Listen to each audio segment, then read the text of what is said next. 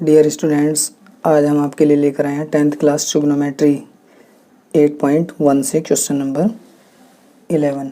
और इससे पहले जो है क्वेश्चन नंबर 1 से 10 तक हम सभी क्वेश्चनों को कर चुके हैं। अगर आपने अभी तक हमारे इन क्वेश्चनों को नहीं देखा है तो आप हमारे चैनल पर जो प्लेलिस्ट बनी हुई है त्रिकोणमिति नाम से, उस पर जाएं और सभी क्वेश्चनों को वॉच करें, जिसमें हमने बहुत ही आसानी से क्वेश्चनों को समझाया है।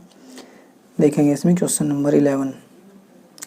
आज हम करेंगे क्वेश्चन नंबर 11 का फर्स्ट पार्ट। दिया है tan a का मान सदैव 1 से कम होता है। हमें इसमें बताना है कि tan a का मान सदैव 1 से कम होता है। यहाँ देखेंगे tan जो होता है हमारे पास, ये जो ट्रिक दी गई है लाल बटे कक्का से, लंब बटे कर्ण, आधार बटे कर्ण और साइन होता है लंब बटे कर्ण, कॉस होता है साइन होता है लंब बटे कर्ण और आधार होता कॉस होता है आधार बटे कर्ण, tan होता है लंब बटे आधार। इसके थ्रू जो है हमने लिखा है tan a इक्वल लंब बटे आधार। तो इसमें जो है दिया था tan a का मान सदैव 1 से कम होता है। तो मान लो L जो है हो जाए हमारे पास tan a इक्वल, मान लो ये एक ट्राइंगल है और ट्राइंगल में इस a के अकॉर्डिंग जो है ये हो जाएगा हमारे पास लंब और ये हो जाएगा आधार, ये हो जाएगा आधार जो कि है त्रिभुज ABC।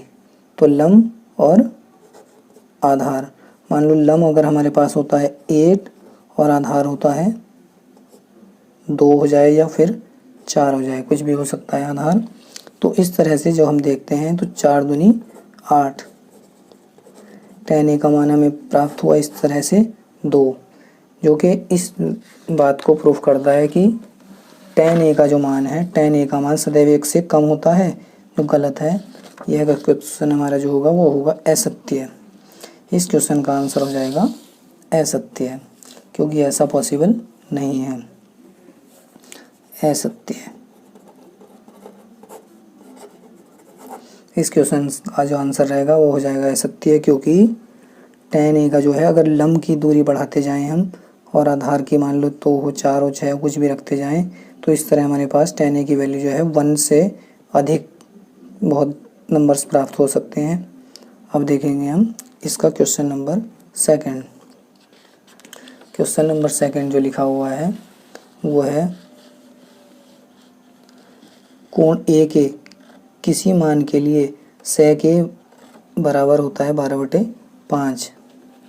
sec a बराबर, क्वेश्चन नंबर सेकंड देखेंगे जो क्या है हमारे पास sec a बराबर 12/5। ये देखेंगे जरा, इस ट्रिक से देखेंगे। cos होता है हमारे पास आधार बटे कर्ण, तो इस तरह हो जाएगा हमारे पास sec जो हो जाएगा वो हो जाएगा कर्ण बटे आधार, क्योंकि हमारे पास जो sec होता है वो होता है cos का उल्टा या रिवर्स होता है इसका। तो k कर्ण बटे आधार, जो कि मान हमें हो प्राप्त होगा किसका, sec a होता है कर्ण बटे आधार। तो इसमें जो है कर्ण 12 हो जाएगा। अगर इसके हम पेयर कंपैरिजन करते हैं तो k बराबर 12 और a बराबर 5, जहाँ a क्या है आधार है और k क्या है कर्ण है, जो कि सबसे बड़ी वाली भुजा होती है। इस तरह जो है हमारा ये सत्य है। क्वेश्चन नंबर सेकंड हो जाएगा सत्य। sec a इक्वल 12/5 सत्य दिया गया है, क्योंकि k से होता है कर्ण सबसे बड़ी भुजा, जो कि इसमें बड़ा ही दिया गया है 12 है, और जबकि आधार 5 ही है। इस तरह हमारे पास क्वेश्चन नंबर सेकंड जो है वो सत्य है। अब देखेंगे हम इसका थर्ड पार्ट में क्या दिया गया है। इसमें थर्ड पार्ट में दिया गया है cos a कोण a के कोसेंट के लिए प्रयुक्त एक संक्षिप्त रूप है। ये क्वेश्चन भी हमारे पास है सत्य है, क्योंकि ऐसा नहीं है। ये होता है हमारे पास क्वेश्चन नंबर थर्ड। यहाँ देखेंगे इसका हम आपको सॉल्यूशन के साथ बता रहे हैं, ऐसा नहीं है कि एकदम से सत्य और असत्य बताए और फिनिश। एक एक क्वेश्चन का रीजन सहित सारे क्वेश्चनों के आंसर बता रहे हैं। देखेंगे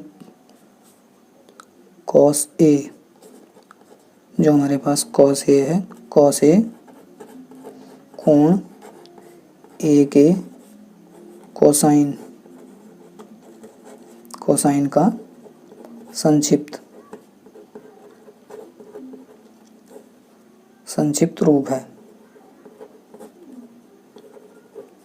ये इसका आंसर हो जाएगा। कॉस जो होता है कोण ए के लिए, कोण ए के लिए कोसाइन का संक्षिप्त रूप होता है ना कि कोसेंट का।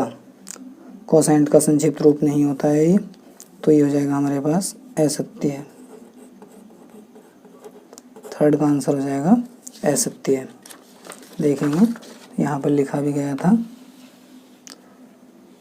क्वेश्चन नंबर थर्ड था कॉस ए, ए के कोण ए के लिए कोसेंट के लिए प्रयुक्त होता है, कोसेंट के लिए नहीं, ये होता है हमारा कोसाइन के लिए।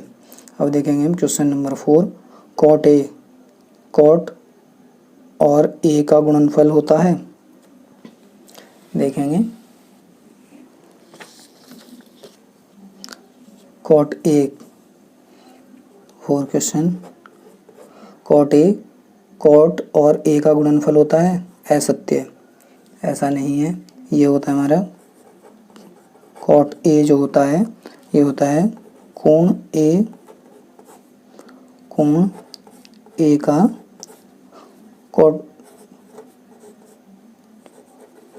कोटेंजेंट, कॉट ए जो होता है कोण ए का कोटेंजेंट होता है,